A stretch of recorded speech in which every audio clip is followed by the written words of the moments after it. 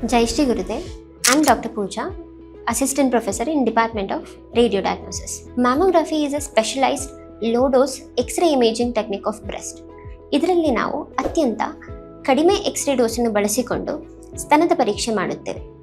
ಭಾರತೀಯ ಮಹಿಳೆಯರಲ್ಲಿ ಅತಿ ಸಾಮಾನ್ಯವಾಗಿ ಕಂಡುಬರುವ ಕ್ಯಾನ್ಸರ್ ಅಂದರೆ ಅದು ಬ್ರೆಸ್ಟ್ ಕ್ಯಾನ್ಸರ್ ಆಗಿದೆ.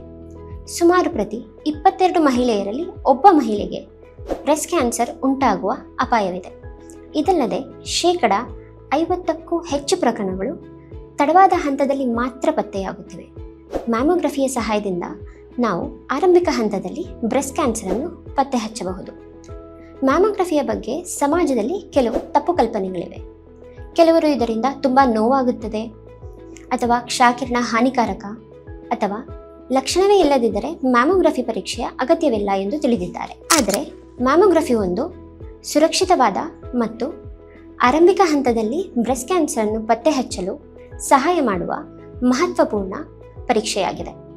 There are two types of mammography: screening mammography and diagnostic mammography.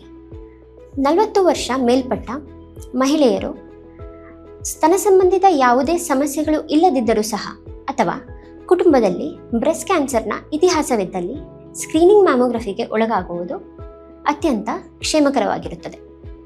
ಸ್ತನ ಸಂಬಂಧಿತ ಯಾವುದೇ ಸಮಸ್ಯೆಗಳಿದ್ದಲ್ಲಿ, ಉದಾಹರಣೆಗೆ ಗಡ್ಡೆಯಾಗಿರಬಹುದು ಅಥವಾ ಗಾತ್ರ ಮತ್ತು ಆಕಾರದಲ್ಲಿನ ಬದಲಾವಣೆ ಅಥವಾ ನಿರಂತರ ನೋವು, ಇಂತಹ ಸಂದರ್ಭದಲ್ಲಿ ಡಯಾಗ್ನೋಸ್ಟಿಕ್ ಮ್ಯಾಮೋಗ್ರಫಿ ಮಾಡಲಾಗುವುದು. ಬ್ರೆಸ್ಟ್ ಅನ್ನು ಮ್ಯಾಮೋಗ್ರಫಿ ಯಂತ್ರದ 2 ಪ್ಲೇಟ್ಗಳ ಮಧ್ಯೆ ಇರಿಸಿ ನಾವು ಎಕ್ಸ್ರೇಯನ್ನು ತಗೋತೀವಿ.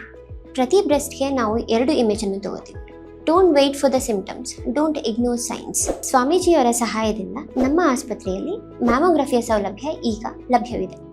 ಎಲ್ಲ ಮಹಿಳೆಯರು, ಪ್ರಮುಖವಾಗಿ 40 ವರ್ಷ ಮೇಲ್ಪಟ್ಟ ಮಹಿಳೆಯರು ಈ ಸೌಲಭ್ಯದ ಸದುಪಯೋಗವನ್ನು ಈಗ ಪಡೆದುಕೊಳ್ಳಬಹುದು.